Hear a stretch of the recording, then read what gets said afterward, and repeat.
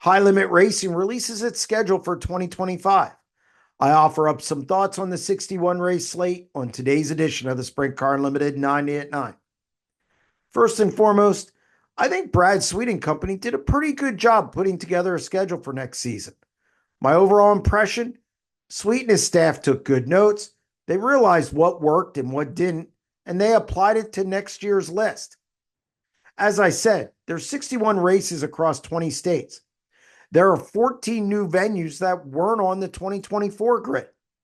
There are another 14 tracks that were on last year's schedule that didn't make the cut for next season, which I can speculate is because of safety standards, crowd size, or the logistics associated with the series being in a different region. The biggest change is the starting point. A year ago, High Limit was in the Sunshine State at East Bay Raceway Park before heading to Georgia's Golden Isle Speedway.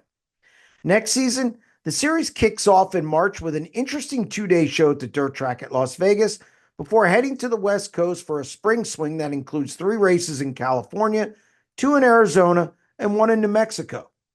That's 8 races in 21 days. I get that there's some concern over travel going to the West Coast twice, but there's a suitable number of races in 3 weeks, which makes it tolerable. It also doesn't hurt that 6 of those events could pay $20,000 to win. I also like the fact that High Limit won't be dark for 6 straight weeks like they were in 2024. In other words, the series remains relevant. Pennsylvania is featured with 11 events, 6 of which take place at Port Royal Speedway, a High Limit stronghold. Lernerville gets 3 dates, and Grandview's on tap in May.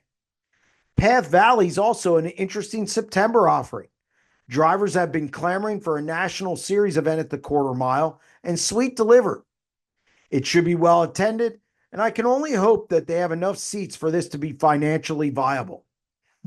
A major goal was to get into Wisconsin, something Sweet wanted to do a year ago. Mission accomplished in 2025 as the series will visit 141 Speedway and Red Cedar Speedway in early June, with 141 Speedway hosting the prestigious Race Redeem Foundation race. Tracks that didn't make the cut: Riverside, Outlaw Speedway in New York, a trio of Oklahoma tracks, and a few others.